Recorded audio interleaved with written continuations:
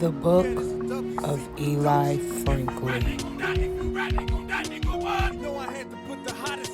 On this one, hey Temple, let them know what it do. If you ride, they gon' die. If you ride, they gon' die, nigga. What? If you ride, they gon' die. If you ride, they gon' die, nigga. What? Intoxicated.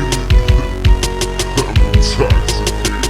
Yeah, adrenaline under intoxication. I'm finna shock the nation. Shocks been waiting, cops behave. Top of my phone on conversation. Watch me as I rock the nation. Baking soda got the nation. Bubbling up the population. I cut my occupation. Goodness gracious, hood is blazing. Price of the weed and the hood is raising. And ever since ovulation, I've been stumping nations inside the pavement. It's time for payment. I'm on late fees, like the gay old saying. Straight cheese, this can make a single box. And straight have nails sparring like straight knees. First 16 pounds like 8 keys. Fuck a nummy, dummy, timber make your face freeze. If you ride, they gon' die. If you ride, they gon' die, nigga. What? If you ride, they gon' die. If you ride, they gon' die, nigga. What? Intoxicated. I'm intoxicated. If you ride, they gon' die. If you ride, they gon' die, nigga. What? If you ride, they gon' die. If you ride, they gon' die, nigga. What? Intoxicated. I'm intoxicated. Well, you know I came back like I left something. This money in my mind, but this track got my heart though. Down to getting money, and no need for you hating. I'm a boss, king of beats, dog, you lyrically caking, physically shaking. Why? Because your boy came up. I'm doing big things, 922s and up.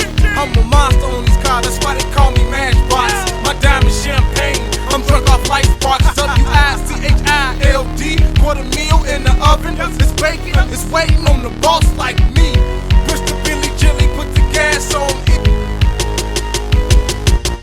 If you ride, they gon' die. If you ride, they gon' die, nigga. What? If you ride, they gon' die. If you ride, they gon' die, nigga. What? Adrenaline and intoxication. Intoxication. Adrenaline and intoxication. Intoxication. If you ride, they gon' die. If you ride, they gon' die, nigga. What? If you ride, they gon' die. If you ride, they gon' die, nigga. What? Adrenaline and intoxication. Intoxication. Adrenaline and intoxication. Intoxication. Let me sip that. I'm scummy and focused. You might let it, I'm bogus. Back to the bone like eyes go gross. Responsible for tummy ulcers. intoxicated. I'm intoxicated. I might do the okie dough and never overdose on coke. Just smoke like focus slow until I choke and crow. To the opposition, propositions getting gully for a pot to piss. Try to vision my intuition for competition. Gotta listen, see the devil in my television on every channel. And you can try to tell me I'm crazy, but I was brainwashed by the neighborhood that raised me. Take the liquor, take the stroll. Fuck it, I'll kill him. Let's go.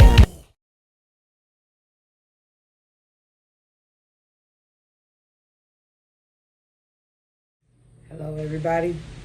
Welcome to the Book of Eli Franklin. You guys, I gotta address some things about Willie LLoyd, y'all.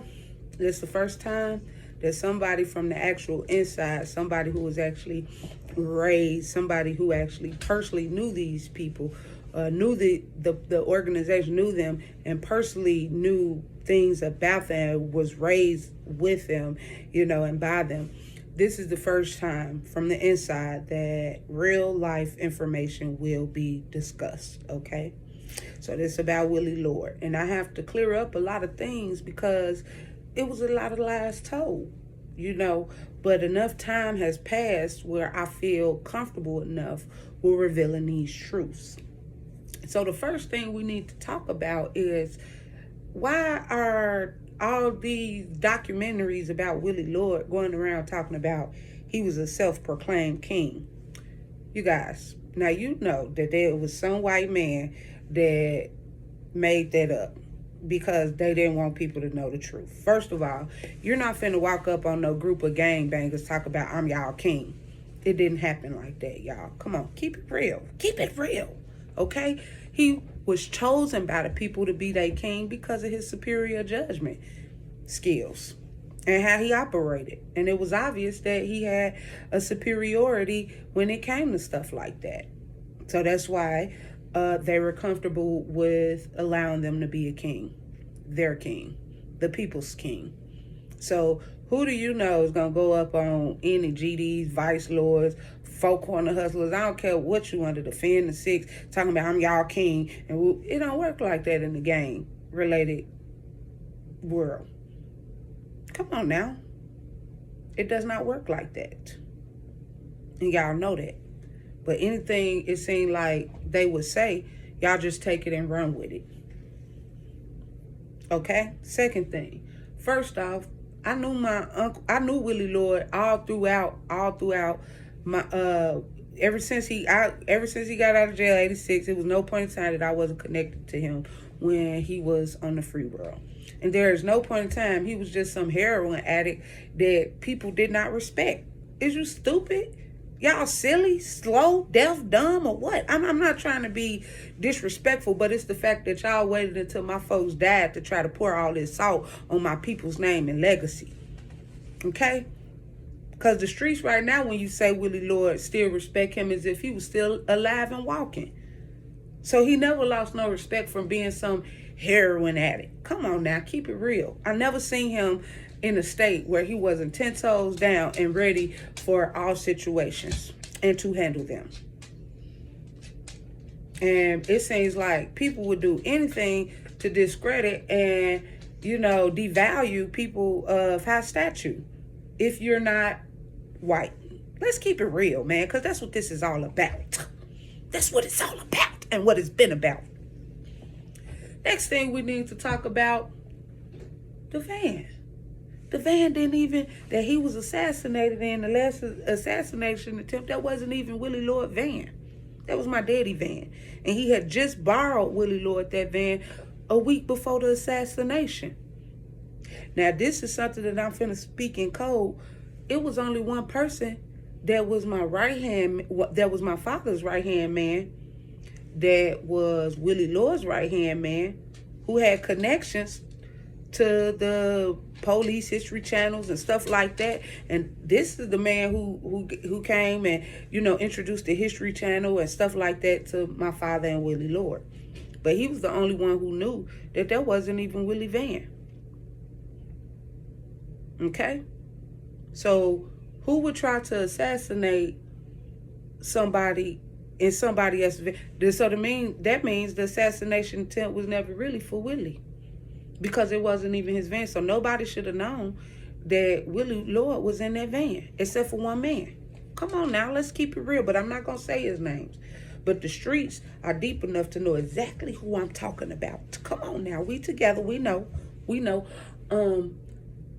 Another thing is, who's going to try to kill the most powerful man on the streets of Chicago in broad daylight?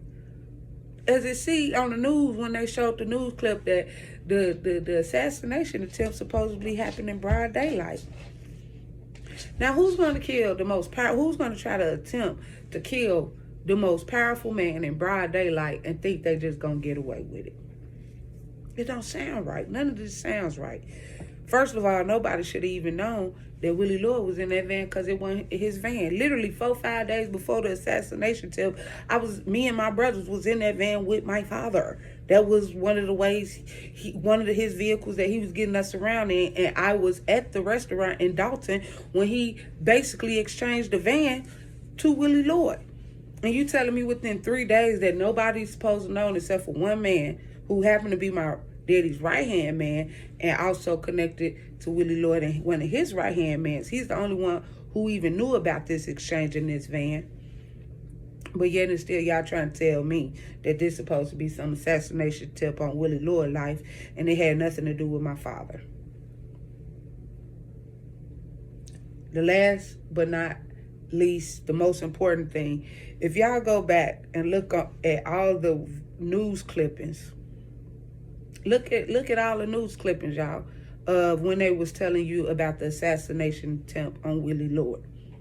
If you notice, the only numbers that they got on the bottom of the screen, right-hand screen, is going to say 1015 and 2007. Look real close.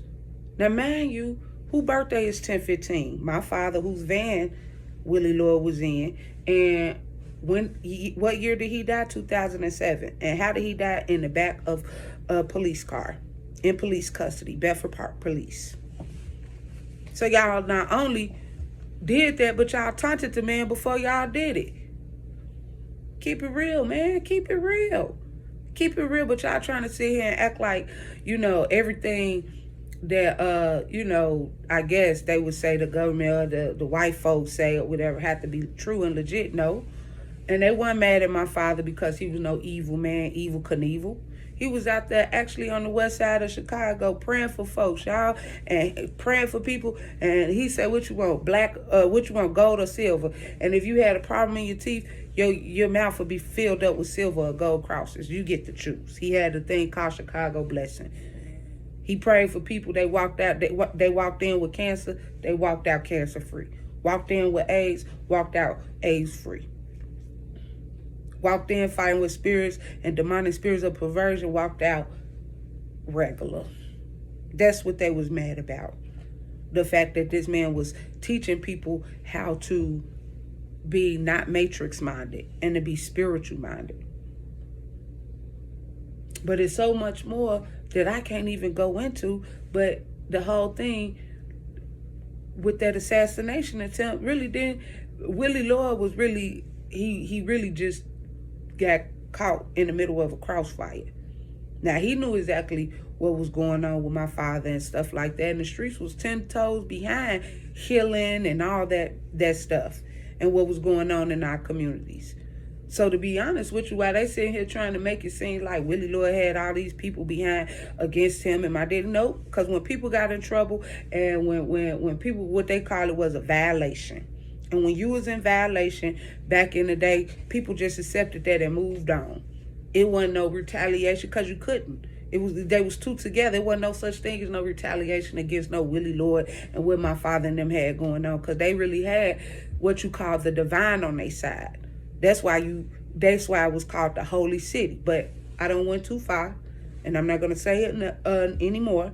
Just know that this is not over. Because y'all cannot touch what is divine and think that y'all gonna just ride out. Cool, and I don't gotta do nothing. This ain't no threat for me. I don't got this. I'm just human. I'm just, just walking around just like you. But one thing I don't do is go and touch divine people. So y'all gonna learn one way or another. I love y'all. This truth has to come out. I got more to tell y'all, so y'all stay tuned. Thank you.